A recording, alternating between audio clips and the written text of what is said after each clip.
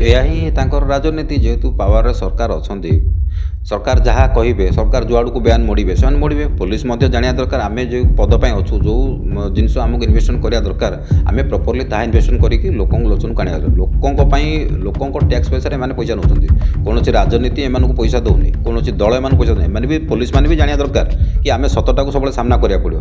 ନିଜକୁ ତ ଗୋଟେ ଫିଲ୍ ହେଉଥିବ ନାଇଁ ମୁଁ ଗୋଟେ ଭୁଲ ଷ୍ଟେଟମେଣ୍ଟ ରଖୁଛି କି ନା ୟାକୁ ମର୍ଡର ହେଇନି, କି ଇଏ ନିଜେ ସୁଇସାଇଡ୍ କରିବାକୁ ଆଟେମ୍ପ୍ଟ ନେଇଥିଲା, ସେ ନିଜେ ତା କରିଥିଲା, ଏଇଟା ତ ଗୋଟେ ଅସମ୍ଭବ ନା। ଗୋଟେ ଲୋକ ଯେଉଁ ଦୌଡ଼ିକି ଆସିକି ଜଣଙ୍କ ଘରେ ସେଭ୍ ହେଲା, ସେ ଲୋକ ମଧ୍ୟ ଯାହା ବି କହୁଛି, ସେ ଝିଅ ବି ତାହା ହିଁ କହୁଛି। ଝିଅ ଦୋଷୀ, ସେ ଗୋଟେ ନାବାଳିକା ଥିଲା, ଭୁଲବଶତଃ କିଛି ବି କରେ, ଯାହା ବି ହଉ କୋଉଠି ଭୁଲବଶତଃ ହେଇଯାଏ। ସମସ୍ତେ ଆମେ କହିବୁନି ଯେ ଆମେ ସବୁବେଳେ 100% ଠିକ୍। ଆମର ମଧ୍ୟ ଜୀବନ କାଳ ଭିତରେ ଆମର ବି ବହୁତ ଭୁଲ ରହୁଛି, କିନ୍ତୁ ଭୁଲର ଅର୍ଥ ନୁହଁ ଯେ ତାକୁ ଜାଳିଦେବା।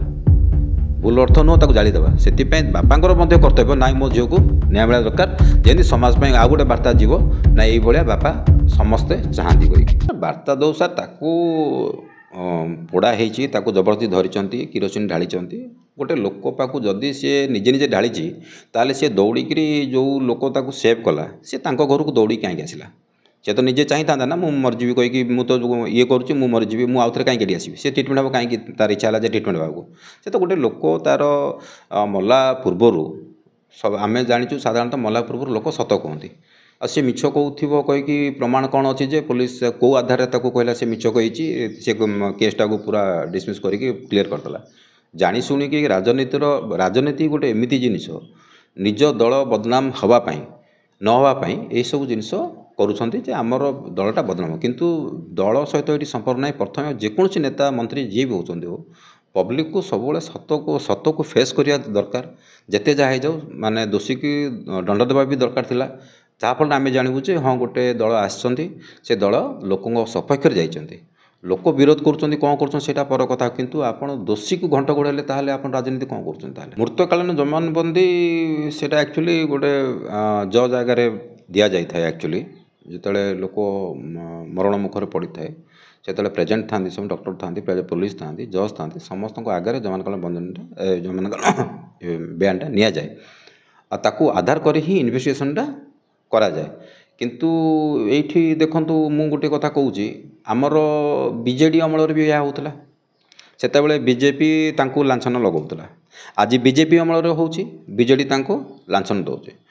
ମୁଁ କହିଲି ରାଜନୀତି ଏମିତି ହେଉ, ସବୁବେଳେ ପବ୍ଲିକକୁ ସତ କଥା, ପବ୍ଲିକକୁ ସାମ୍ନା କରି ସବୁ ଜିନିଷ ସତଟା ଯଦି ସେମାନେ ଦେଖେଇବେ, ହୁଏତ ମୁଁ ଭାବିବି ରାଜନୀତି ତାକୁ ହିଁ କୁହାଯାଏ। ରାଜନୀତି ଅର୍ଥ ନାହିଁ ଯେ ଘଣ୍ଟ ଘୋଡ଼ାଇବା।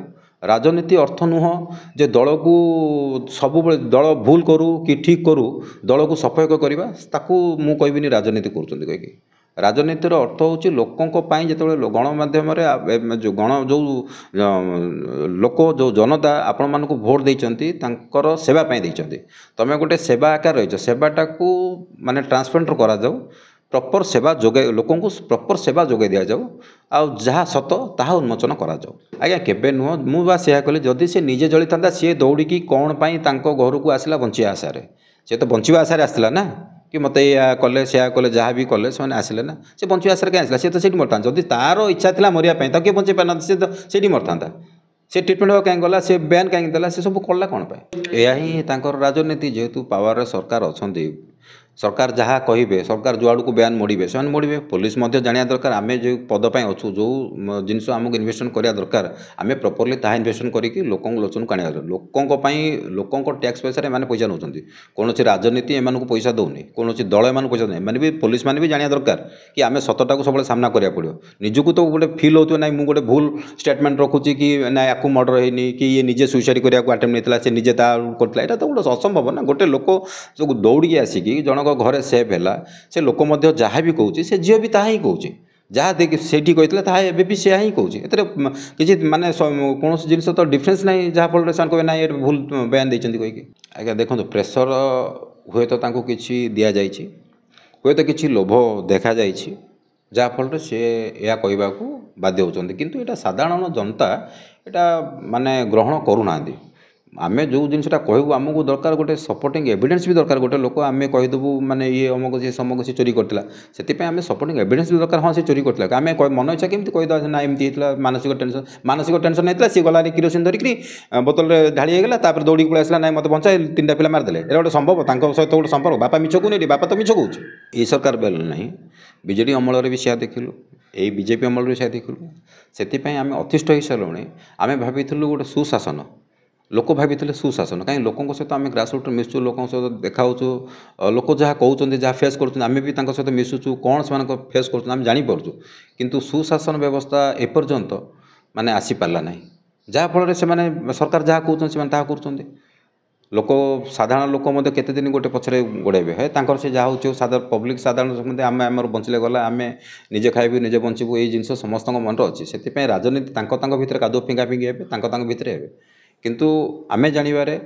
गोटे पुलिस अधिकार यह कर्तव्य रहा दरकार से सब लोकंर पाई रुहतु कौन सी दल पाई रुहतुनि देखो आपण मैंने जहाँ भावुंट पब्लिक भी ता भावुची मु भी ही ता भावुची जे एटलिस्ट गोटे झील जन्म कला तमें बापा तमें झील को झील दोष करू कौन करू तार पर्सनल मैटर आमर पचार ना किंतु न्याय ता झील प्रति सी दे पारला कि सी लड़ी पारला कि जदि प्रकृत रे तीन दुर्बृत्त आसिकी हैरान कर किरोसिन ढाली जहाँ भी कर तुमर प्रति एत दया भाव देखेबार कौन दरकार थिला तुम झील प्रति तुमको दरकार जे ना मो झील आज मरी मो झील को न्याय मिलू मो झील दोष से गोटे नाबालिका थिला भूलवशत किसी भी करे जहाँ भी हो कि भूलवशत हो जाए समस्ते आम कहबून आम सब 100% आमर जीवन काल भितर आमर भी बहुत भूल रोचे किंतु भूल अर्थ नुह जे ताकू जालीदेवा भूल अर्थ नुह ताकू जालीदेवा से